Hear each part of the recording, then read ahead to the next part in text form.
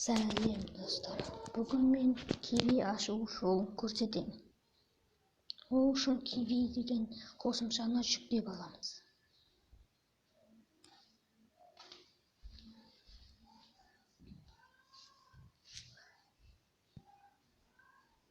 Және де киви біз егерде сол ашатын жер жақын маңда ашылатын жер болса, сол жақтан ашуларыңызға болады.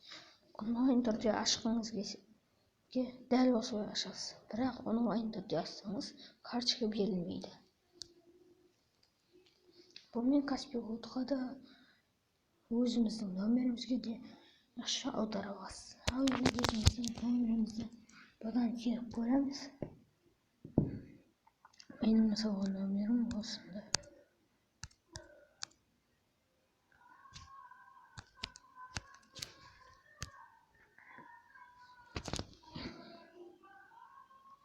Ал енді өзіңіздің нөміріңізге код келу керек.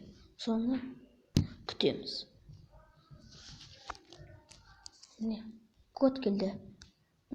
Әркімізге әртүрлі келуі мүмкін. Мысалға маған 2111 деп код келді. Соны кетіремін.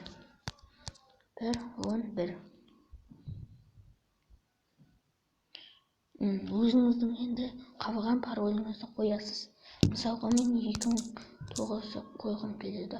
Осы парольді ұмытпаңыздар. Егерде осы кивиімізге кіргіңіз келсе, осы өзіңіздің пароліңізді енгізесіз.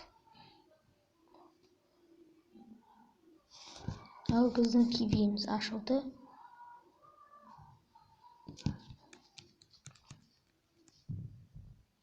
Қазір осындай өздеріңізде шығады.